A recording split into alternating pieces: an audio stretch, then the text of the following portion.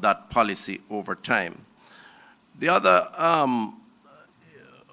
point we raised, which I think is important, is the point on artificial intelligence. So we tabled a document in the Parliament, which is a concept paper for Jamaica, which outlines the role, as we see it anyway, or the approach to developing a strategy around artificial intelligence in health.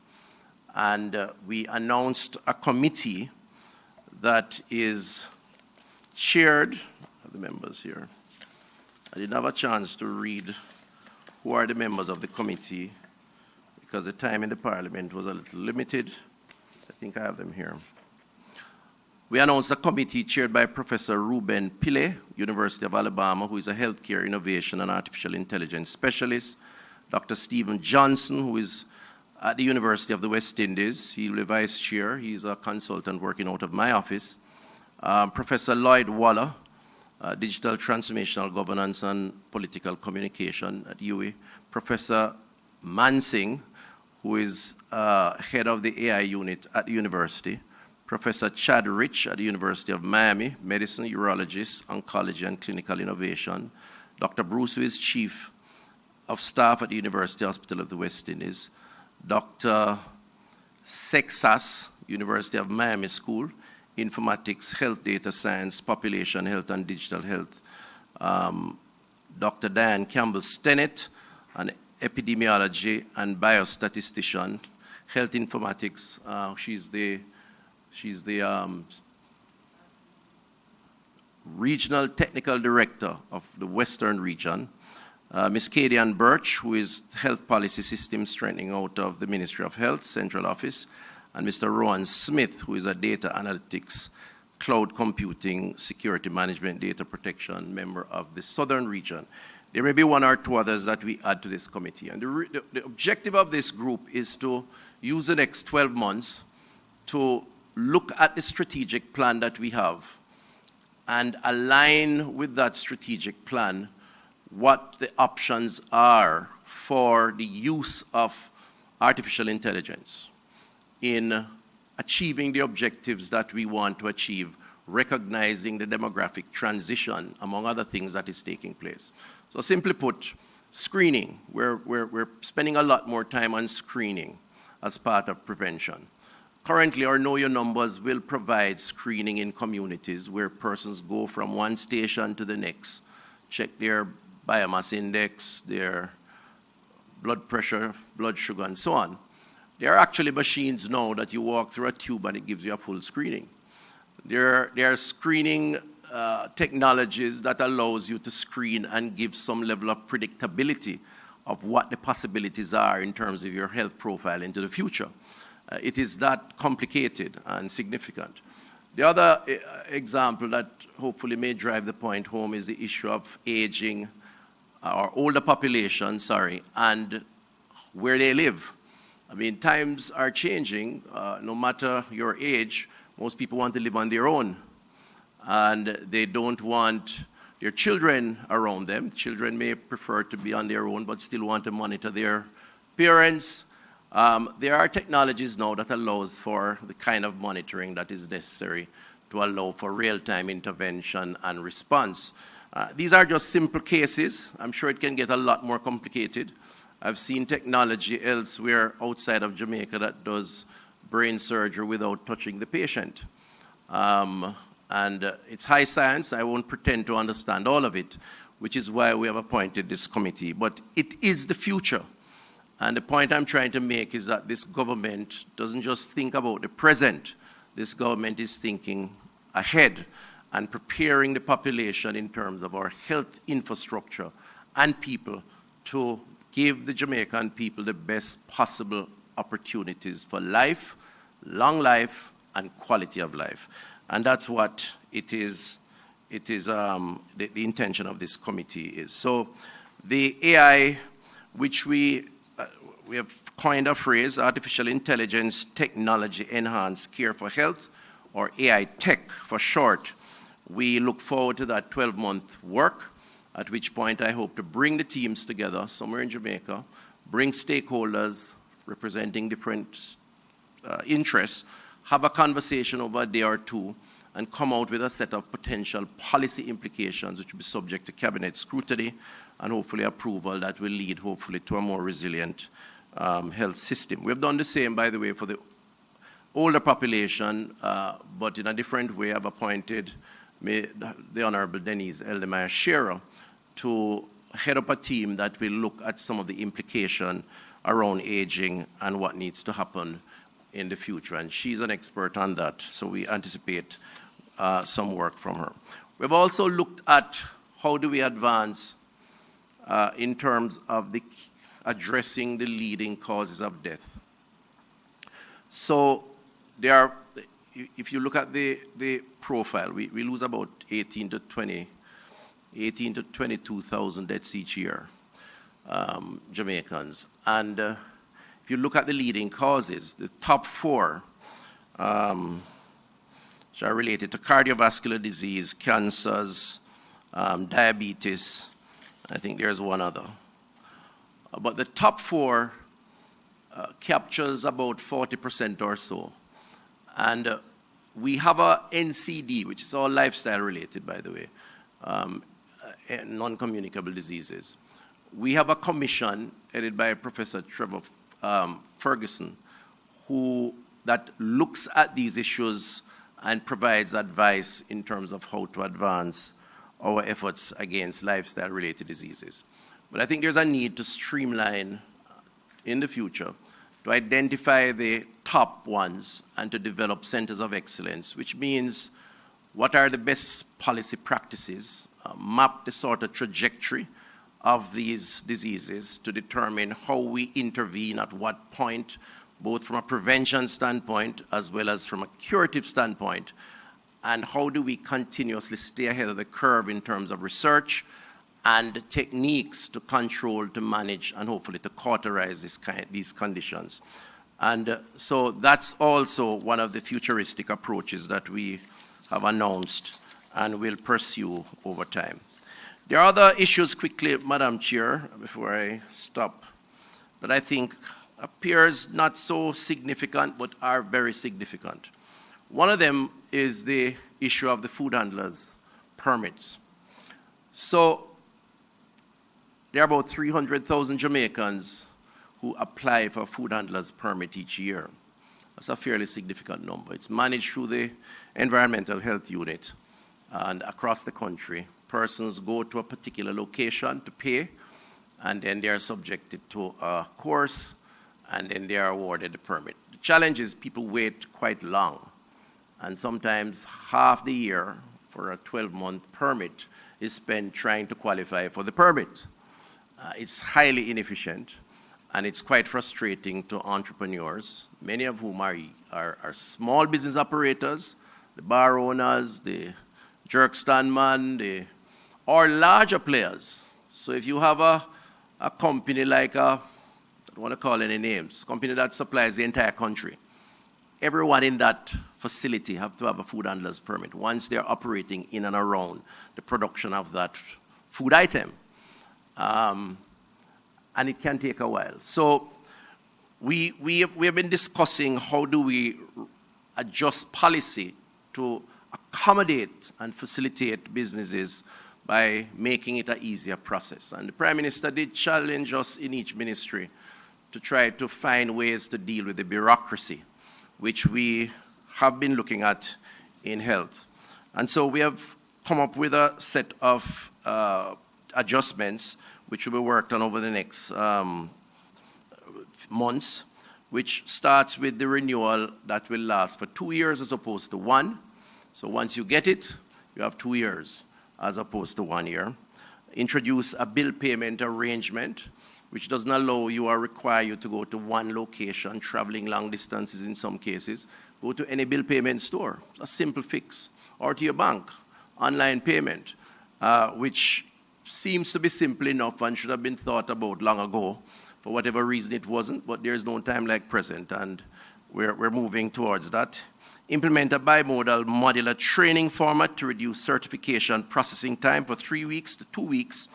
Introduce new technology to facilitate faster and more efficient processing to eliminate delays and backlogs.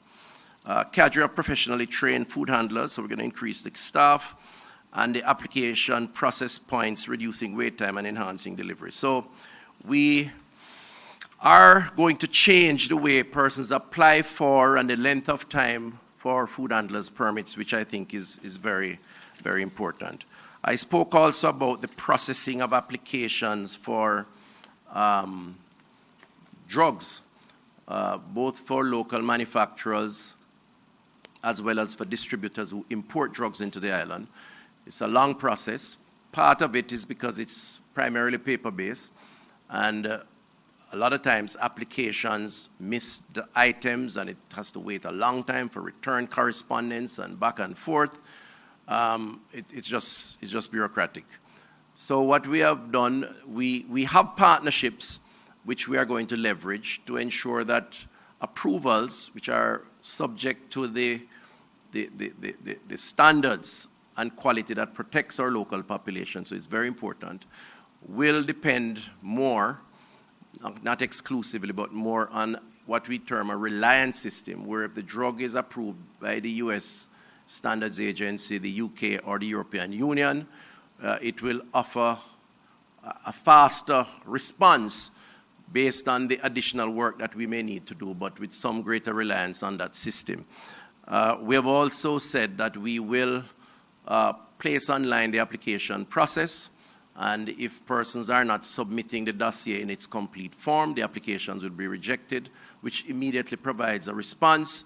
And we will also give priority to local manufacturers who are manufacturing for export or otherwise. And that is because it's local jobs, local production, and we should support that. And then the final one that I would like to mention is the operating theaters, which is a source of challenge based on long waits for surgeries. We have 73 operating theaters across the country, 17 at the University Hospital of the West Indies. We intend to add another 27 new operating theaters, which will increase the capacity by some 38%. And we are already doing that. Cornwall Regional will have 11. Spanish Town will have 5. They now have 2. Western Child and Adolescent, which we hope to open this year, will have 4. And then there are a number of others where we are adding one or establishing one. So Linstead, for example, which doesn't have any, we'll add one. Chest Hospital, which has 1, we'll add another to make it 2. And I could go on and on. That, we hope, will enhance the ability to respond to the demands, both from emergencies. We normally don't delay emergencies for obvious reasons. What tends to get delayed are the electives, so the person doing a hernia surgery or things that can wait. They tend to get pushed back because in a high trauma society, those trauma cases or emergency cases tend to come in very, very frequently. We've also tried to reset the approach to maintenance of our operating theaters, and I've instructed the regions to have an operating theater manager for each. Some hospitals do, some don't, and to revise the policy around schedule maintenance, which is necessary. You know, it's interesting, an operating theater is where most, should I say, viruses or germs or potential health risk threats are exposed, because that's where you go to get cure. By extension, it's a very sensitive environment.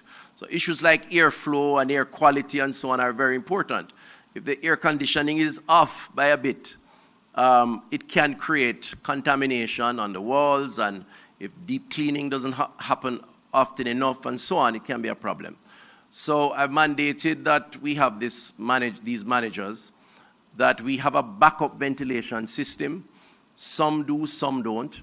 And that is a problem because ventilation tends to be a major source of downtime. And also that we establish a new paradigm of relationships with our suppliers so that they demonstrate their capacity for quick turnaround. You know, you can't have an essential service where you have to wait 3 months for a part because it has to be manufactured. It really is not. Then the service no longer is essential. And so we have asked for a review of that policy. There are other things, but I think maybe I should stop here and hand over now to Madam Chair for any other comments. Thank you very much. Thank you, Minister. That was really, really good. The presentation yesterday was excellent, and there's a lot more that we heard about this morning or got further context in. And so, again, I thank you, and I say you're an excellent Minister of Health, and I think you will go down in history as one of the best we've had. We're going to open up for questions, and I have to note, as a woman who is now 45 years old, the announcements around perimenopause and menopause were very welcomed, Minister, and I'm very, very happy that we are taking these conditions seriously, seriously enough that it appears in your sectoral presentation. There are a lot of women who are quietly going through these changes, and they are real. And for you to acknowledge it, I know a lot of women are extremely happy that you said it. And so we look forward to hearing what's going to happen for us peri and menopausal women. Over to you. It's good to see you, Naomi. Good morning, Minister. You look beautiful. Oh, goodness, you're too kind. Thank you so much, Minister. And yes, I absolutely concur. There are so many women who are... Sorry, not hearing you. Again, wonderful. All right, we're hearing now. Yes. Perfect, good. No, thank you so much, Minister. And yes, Minister, there are so many women who are suffering in silence. So excellent move by the government of Jamaica to have put perimenopause as part of that. All right, so we have 3 the hard way this morning for those who are returning in terms of our media representatives here. Yay. And so we're going to start, depending on who's saying it. All right, fantastic. Let me start with Zara then. All right. Morning, everybody. I'm Zara Burton with 18 Degrees North. Good morning, ministers.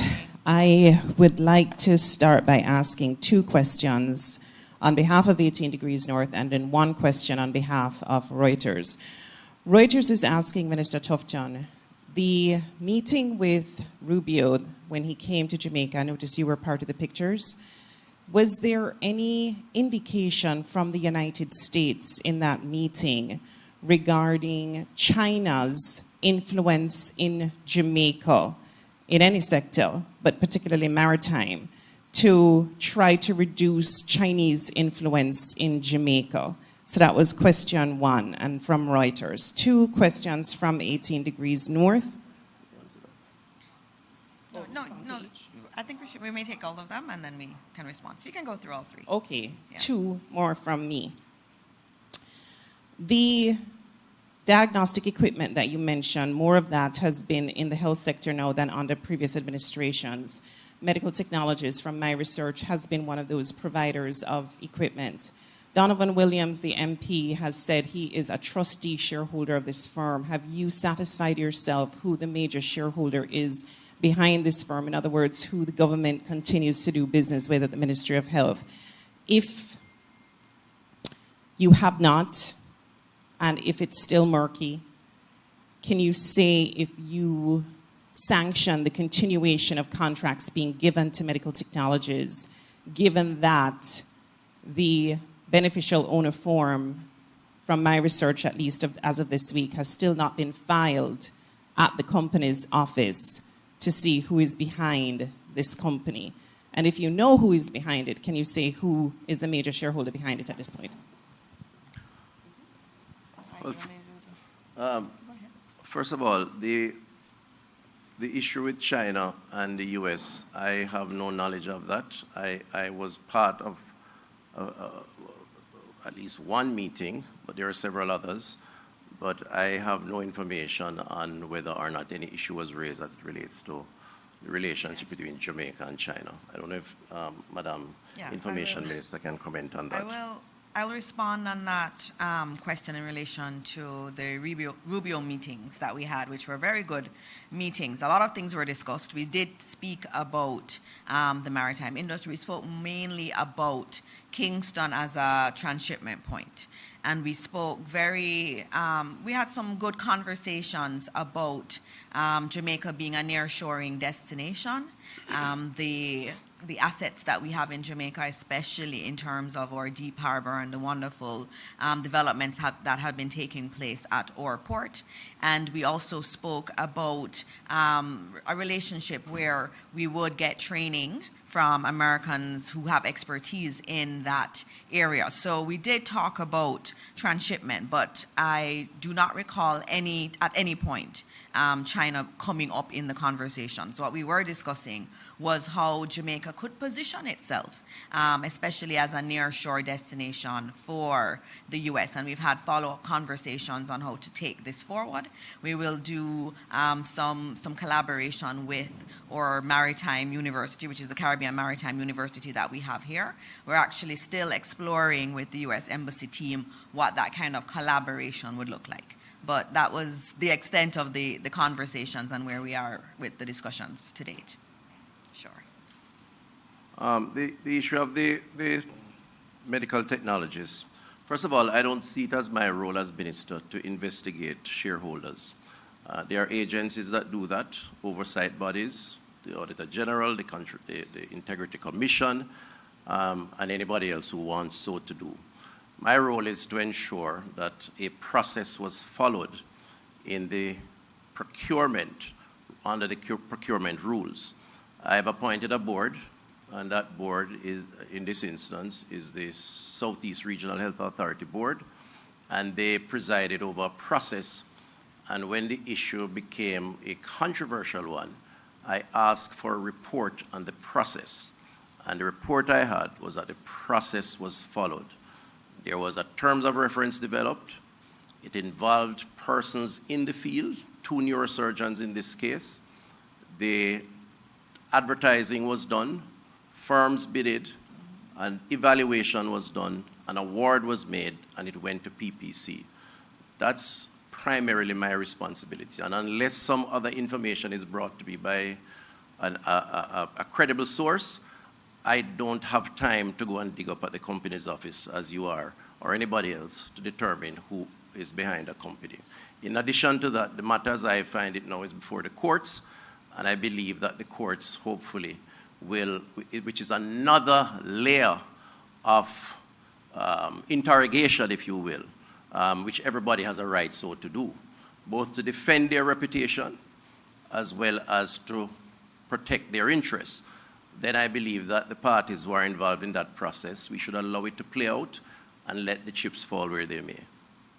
Thank you, Ministers. Now we'll go to Jamila. Morning, I'm Jamila from TVJ News. Just to follow up on Zara's question, Minister, medical technologies revealed that they were not paid as yet, based on the press release that they sent out sometime in May. May I ask, what is the reason why? Is it because of the court case, or if you have any further information, you can just say. Also, I noticed that the table that you presented in Parliament yesterday with specialized nurses, it seemed to be very concerning because some of the specialties had zero take-up. You're talking about less than 2%, and I think the highest was like 55% for critical care nurses.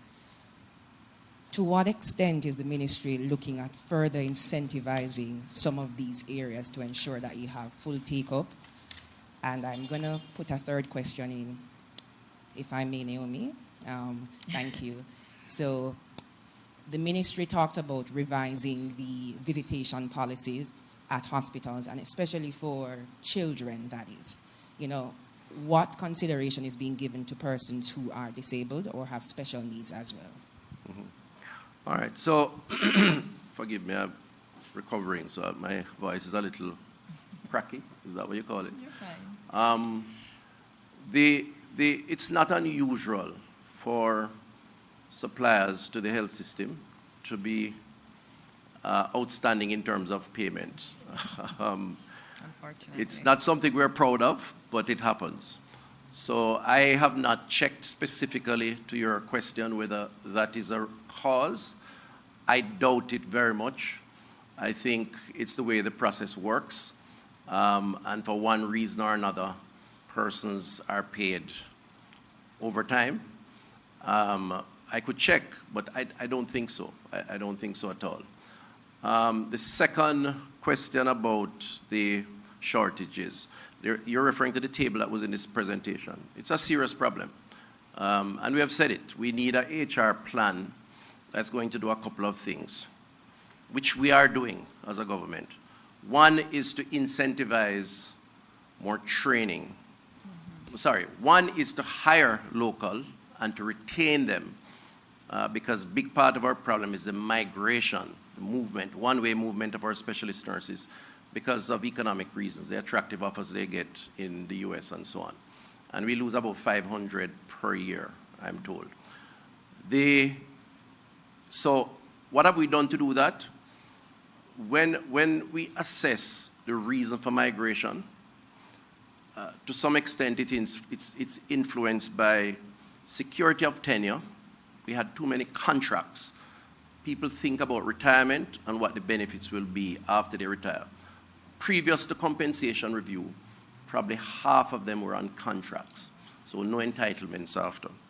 The other is compensation, and the third is normally housing. And there are others, but that was my initial analysis of the situation. This is like 6 years ago. Compensation review would have, to my mind, addressed a lot of the compensation issues because there was a fairly decent increase. And also the posts that were established. As I said earlier, 1,500 nurses, about 1,200 doctors. The housing part of it is still in the air.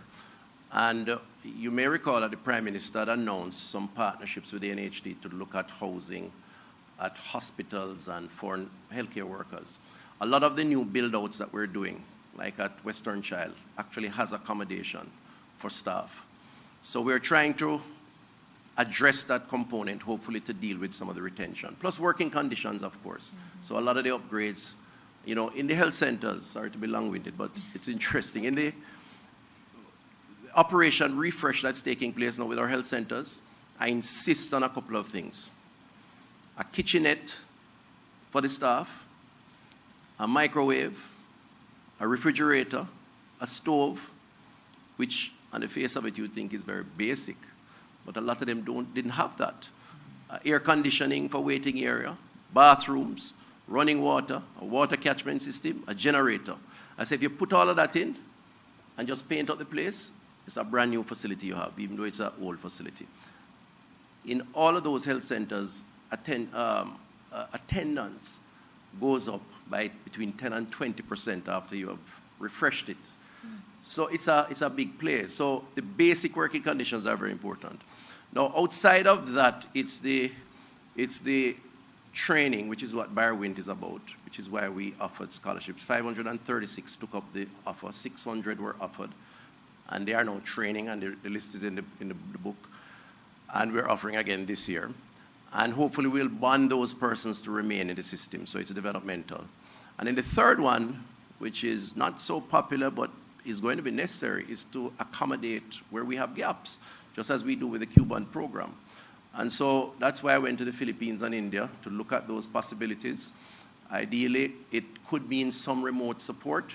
In some instances, it may mean some presence on the ground.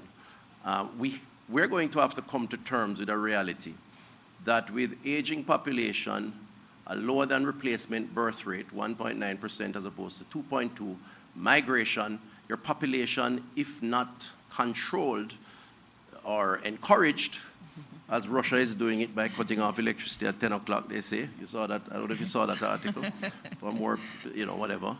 If we don't manage that process, then we are going to face with a situation where unless we open ourselves up to inward migration, if you can use that term, then you're going to have major shortages. And in the health space, there's a big challenge. The final one you asked was about the visitation. So I went to the Philippines and I saw and was very impressed. The CMO before me, and she mentioned it, and I went and looked at it in particular. They have a visitation policy that allows a relative to literally assume a role of a nursing assistant, informal. There's a protocol that requires you to be, that you can only be there if you follow that protocol.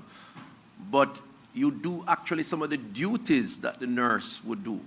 Maybe feeding, it may be cleaning up, it may be basic stuff, but very therapeutic. Take some of the pressure off the nurses, right? And at the same time brings a lot of comfort to the sick and to the relative who wants to know how their loved one is doing. So everybody wins. And, you know, we have agreed that we have to revise that the policy. Now, you may recall last year there was a petition out of Bustamante Hospital for Children online where some 20,000 persons signed up asking for the visitation policy to be changed because of the restrictions on visiting their youngsters. It's very emotional in terms of the younger ones, but it spans across. So the idea is to change the policy, but there are some things we have to do because in cases where we're overcrowded, it becomes difficult to add another person. If they are there, what's the sanitary convenience is going to be like? So we have to ensure they have a bathroom that they need to use it.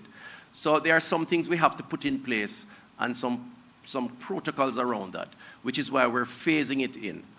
It will mean, by phasing it in, applying it to all concerned. You ask about disabilities. I guess it may depend on the situation, but the policy, I think, should account for anyone who can provide that support, which clearly would involve any member of the population. But I'll make note of it and I'll mention it to the CMO so that be looked at. Minister, thanks for your comprehensive response. There are a couple of questions online, so I'm just going to do one or two as we go to Mahiri as well. You mentioned about social services from the health services going into communities and helping especially the aged. Someone wanted an update on the number of people who are just left in the healthcare system by relatives and just not picked back up. Right. So we have about, at any point in time, between 5 and 10% of our beds occupied by social cases. We have social workers who have case files on these persons, and we attempt a lot of times to reunite them with their families. Sometimes it works, more often than not it doesn't. It's a particular profile though. It tends to be patients who are either having mental health issues, and they are therefore shunned by their family members and the community, or persons who have a chronic illness like stroke, and so they have the family, the home has a difficulty. They are intimidated in managing those cases. They have to turn them, they have to, that kind of thing. So those persons tend to be left, or just indigent, you know, aging and retired and so on. So rightfully, the social cases belong in an infirmary. That's local government. And I've worked with Minister Mackenzie in a number of cases to try and move some of those out. We had a big move some months back with the mayor and local government, Mayor of Spanish Town, Mayor Scott, expanded an area which we played a role in. And, some water please. Expanded an area and also and moved out a number of persons over to the infirmary in Spanish Town. We did the same in 1 or 2 other parishes. Part of the challenge is that as soon as you do it, more people come in. And in some instances, people literally drop their loved ones at the door. The Public Health Act does not allow you to put people in the streets. So once they're in, no matter if you discharge them. It's illegal to put them out. We had explored the possibility of taking some form of legal action, some form of legal action against family members in some cases who occupy the residence of these persons. In fact, one of the, again, long-winded, but one of the manifestation of exploitation is that when these people die, someone turns up for the death certificate to transfer their properties. So these people have homes in many cases. So they want the inheritance, but they're not willing to look after them. And the question is, if they occupy these places, because we have the file, the social case, so they do investigation to see where this person is from, who they're related to, that sort of thing. Can we pursue them in court to take care of their loved one? I am told, I think we were told by the AG that it's not possible unless we make some adjustments in law, and that's something that we need to pursue. So it's a real problem. We try as best to work with local government and the infirmaries and to reunite them, but I think over time we may have to be stronger in terms of the position that we take. All right, thank you, Minister. As you take a quick sip, let's go to Mahiri, and here's a few questions. Good morning, everyone. Good Mahir morning. Stewart, Nationwide News here. Question to Minister Morris Dixon. There was a Gleaner report recently that stated that 70% of students at Pembroke Hall High School, the grade 7 or first form students, that is, are either unable to read or can only do so at a third grade level. Now, is this news to the ministry? And if not, how long has the ministry been aware of this situation? Okay, all right, that's the first one. Okay, all right. I saw that report on Pembroke Hall High School, and it's always sad when you see those reports. And it is the reason why we are focused on literacy. And you would have heard me announce that come September, from grade 1 to grade 3, we are timetabling reading. It had been taken off of the timetable some time ago, and we are putting it back on the timetable because we cannot afford for our children to leave primary school not literate. So that's our policy position. Now, we have instances like this where students are entering into high school that are not literate.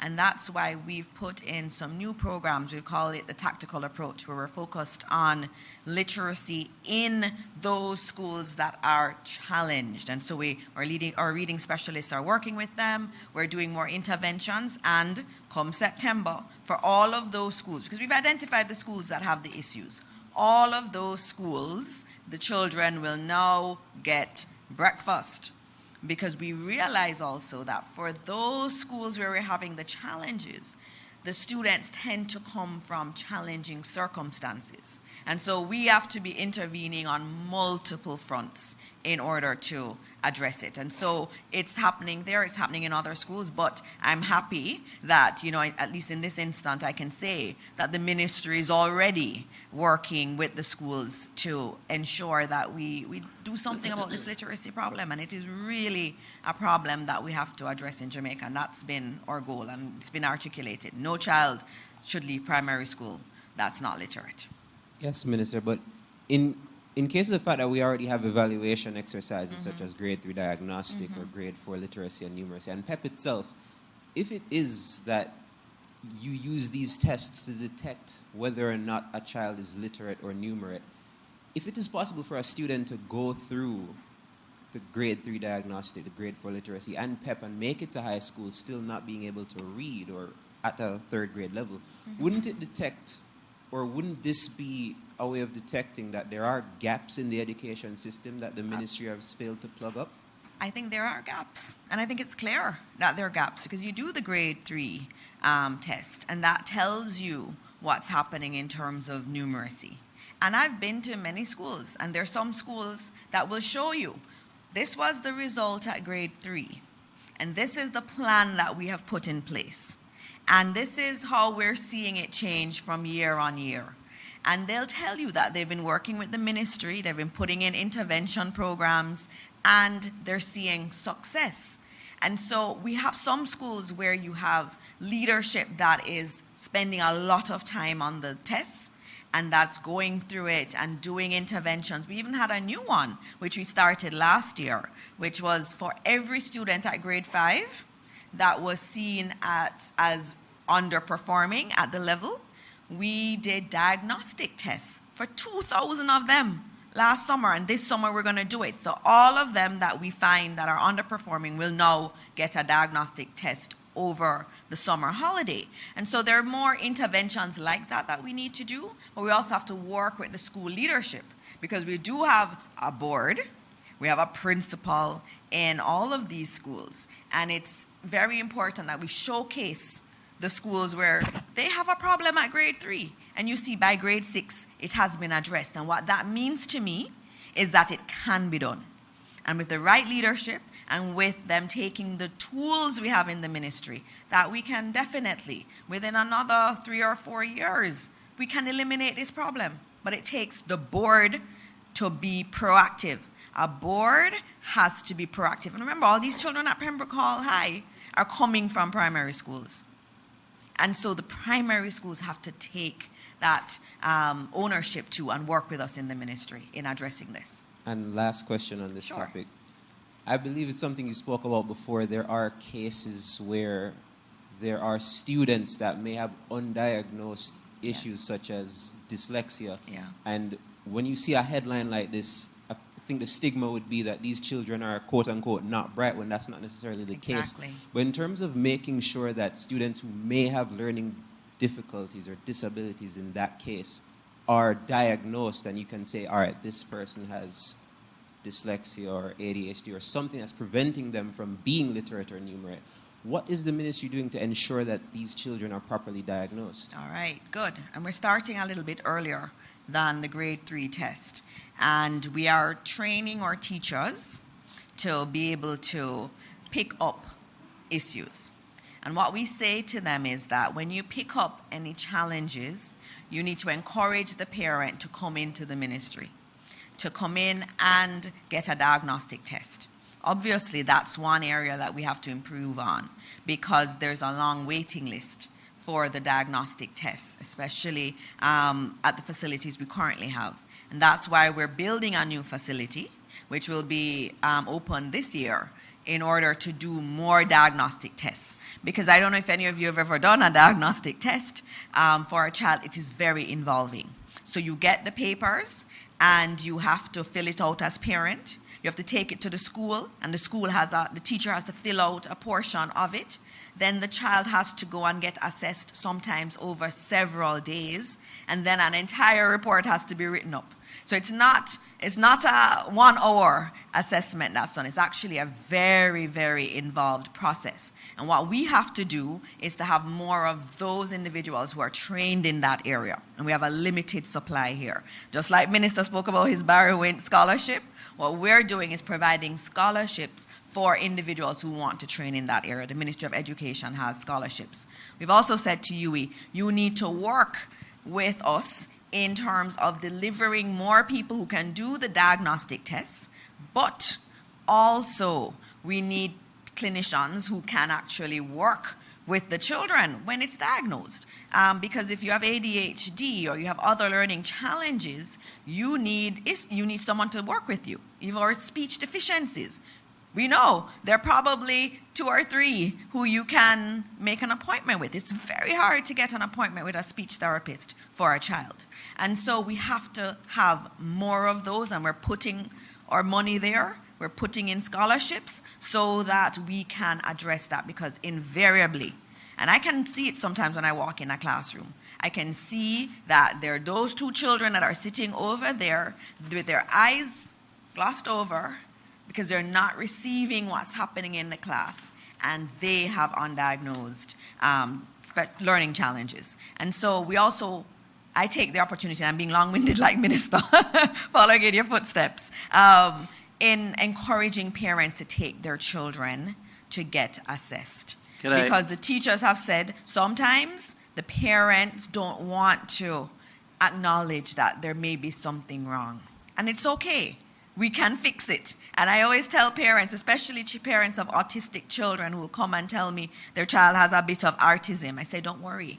When I was at Harvard, one of my classmates was autistic. They do brilliant things, and it depends also on what level they are, but let's try to get the interventions in. And Minister, you want to talk about that area? No, I was just saying that the focus for this year's Barwin Scholarship involves biomedical engineer, medical physics, speech therapy. Mm-hmm. So Barwin is also offering scholarships as a priority. Nursing and midwifery, occupational therapy, radiation therapy, and dental nurse therapy. So we are aligned in terms of the shortages of the skill sets, and we will finance persons who are interested and who apply, with the intention to come back, of course, or to practice. Stay. Thank you, ministers. We're going to be very patient and very open. I know it's after 10, but we're going to, I think there are some more questions on the floor. All right. All right. Good morning again. Minister Tufton, just to follow up on, again, for Reuters, the Cuban doctor situation. Where are we now? Are we still taking in Cuban doctors on a regular basis? Is there any kind of interruption to any of those programs at all? Are we continuing to pay, let us say, directly to the Cuban personnel that come here? And just where is there any disruption? And the second question is, Minister, for you, is in terms of the quid pro quo. I don't want to call it that, but was there anything in that meeting with Rubio, or even since then, that the U.S. asked for in return in terms of Jamaican cooperation to, for instance, be able to get the LOAD travel advisor, which they have delivered on? Have we signed up for anything to cooperate with them on? What was our guarantee or our commitment that we made? The arrangement with the Cuban doctors is based on a MOU that is renewed periodically. And as it turns out, when the visit took place, we were in the midst of renegotiating those understandings. Some concerns were expressed, which we are all aware of, and we sought to allay those fears, in some instances through reassurances, but in other instances through some adjustments to the agreement that we have, which would have made some changes.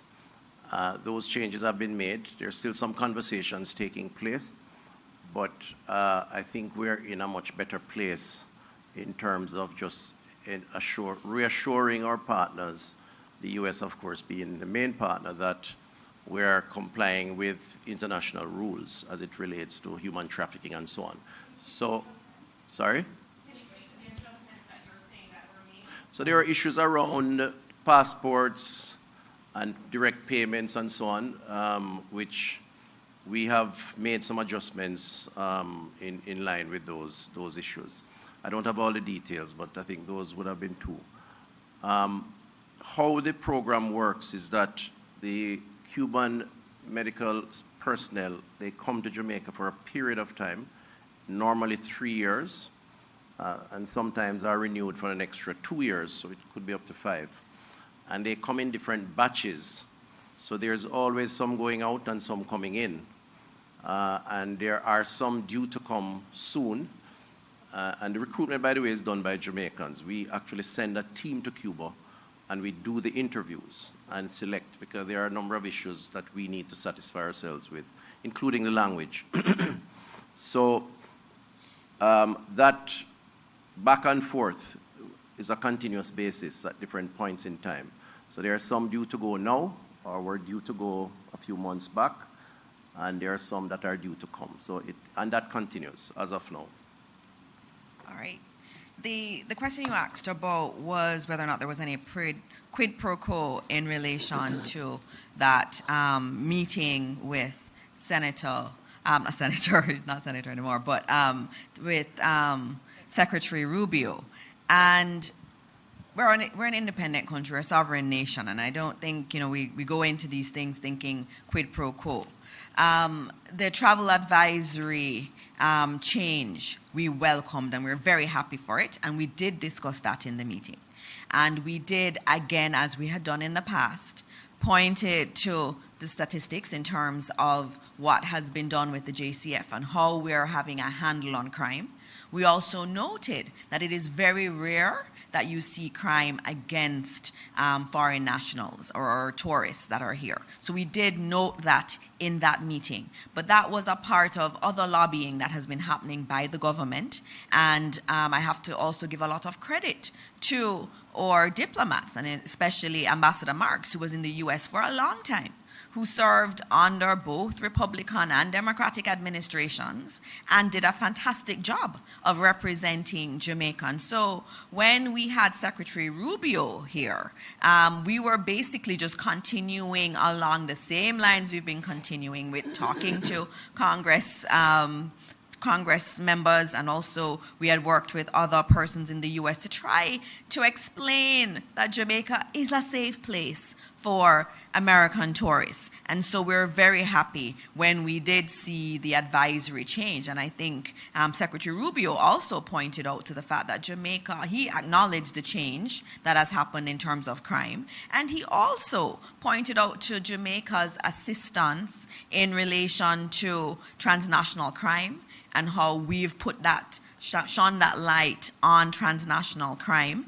He also spoke to the partnership with Jamaica vis-a-vis Haiti, and also trying to have a more peaceful region. I think we're both aligned in relation to that outcome in terms of peace in the Caribbean region. And so I think if we look at it, there isn't any quid pro quo there. It is just really the travel advisory, and that very good news is really just the result of a lot of lobbying efforts. And also, we need to commend the security forces for what they have been able to do in relation to bringing crime down, because that was really the primary thing driving that travel advisory to Jamaica. And so, Minister, maybe an interesting story for the international media to pursue is that element, that reduction, that precipitous fall big in change. Crimes and murders in Jamaica. Jamila. And that's our last question. You saw me answer my phone. It was Minister Chuck calling me to say that there's a LegCom meeting of cabinet happening, and where am I? But I'm here with you. So I'll load up the questions then. All right. All right, so my first question is to you, Minister. Educate Jamaica recently did a study about the top schools in Jamaica. And I wondered, to what extent does the government give credence to the report, given the Patterson report that in 2021 that talked about a holistic child and the social issues that goes into ensuring that when these children go to school based on the environment that they're coming from, the level of resources given to some of these schools, then they graduate or matriculate into a more wholesome person, not just focusing on academia. That's my first question for you. And to the Minister Tufton, rather, we had a job fair in January. However, I noticed that the same statistics for the critical nurses, it had the employment up until December. Weren't there any persons who were qualified or who applied for some of these positions, noted it, like, why was there a gap? Why did the numbers go up until December and not include January? Was the ministry not satisfied? January of this year, which include the health fair. Was the ministry not satisfied with the quality of persons who applied to not include those in the shortage that we had? And I have a question from my friend Sashana Small at the Gleaner. She said that there is what is described as a shortage of beds at the Mandeville Regional Hospital. Can you give an update on how the ministry plans to address this? Okay. You want me to answer, Mike? Yeah. Okay. Sure. So I mean, we tend to do statistics in either financial year or calendar year. So I suspect what they did was to capture the data for the calendar year, which is why it may have ended in December. So I suspect that would be it. You know, either you go to March or you go to December. But I can say that my presentation does have some notes on the outcome of the interviews from the Expo. The Expo tried to achieve two things. They tried to expose the population to the career possibilities in health, and we put on display about 30 or so. A lot of people think it's just nurse and doctor, but it's so much more. Speech therapists, for example. And we had a real nice turnout there. I think 10,000 people came, and then we interviewed, I think, nearly 2,000. The last count I have is that the system hired about 60 persons. Apparently, there was a lot of duplication. 100 person applying for one job, one particular post. I am not surprised, because what it's reflective of, so it may not move the needle in terms of December to January, as you have been asking. I'm not surprised, because it's reflective of the shortage of the scarce areas in the society, which we know because of the circumstances that I've identified. I think there are still some processing and interviewing and so on going on. Sometimes these things take a while, but my understanding is that they have hired 50 odd or 60 or somewhere in that region, persons have been hired out of the interviews. Okay. The other issue about Mandeville Regional Hospital, I'd have to check. The system works in spurts. So depending on what the demand is and the season is, if it's a flu season, there's a respiratory issue, more people demand beds. If you have a major incident, so there are times when you have spare capacity, there are times when you have overflow. What they should do, though, is to work with other institutions to redirect the overflow to the extent that they can. So, for example, up in the hills of Manchester, Spalding, Percy Junior Hospital, I mean, they work closely with Mandeville Hospital. Maypen is always crowded, so Maypen would be a challenge. But depending on referrals too, they could go as far as Kingston. So I'd have to check, but it depends on the time, particular time. Okay. All right. The question I got was on ranking and ranking of schools, and I thank you for that question, and I know there are some parents who like it. I was on the Education Transformation Commission with Professor Patterson, and we developed a value-added approach. And I think I much prefer the value-added approach. There are those who like to see those rankings, and I think there's some schools who love to see those rankings. But we believe very strongly that the education of the whole person is critical. So there are other elements apart from academics that are critical. So sports, what we do in the creative industries, those are just as important as academics. And so for us, what we think of as a good school, a great school, is one that can take a student at whatever level they come in and elevate them to a student who can thrive when they leave the school. And I have seen so many schools where they are doing just that, and they don't get the credit. They may not have the CXC passes, but they took students in who were from communities that had a lot of violence. These were children that were afflicted by trauma brains. Their brains were wired differently because of trauma. They often were not wired to really learn. They're extremely sensitive to noises in the classroom or to someone saying something to them. These are children that needed a lot of support. And I have seen these schools put in programs to work with them. I have seen students who are doing welding at school, and they're getting paid, and the Ministry of Education is buying the furniture that they have made and selling, and not selling it, but deploying it across all of our schools, but they get paid for that. I have seen schools where students are leaving with their TVET certification. They can go and start a business almost immediately. They don't feature in the rankings. But guess what? They're doing critical work for Jamaica because they're taking children who may have been lost and turning them into productive citizens. And so I see those rankings, and it's interesting. It's of academic interest to me to see how, those top ranked schools are doing. But for me, in terms of where I spend a lot of my headspace with the ministry, is looking at those children who are from circumstances that don't necessarily make them the best academically, but they have a lot of potential in them. And our role is to try to unleash all of that potential. And that's why at the Prime Minister Youth Awards, we had added the 2 new categories.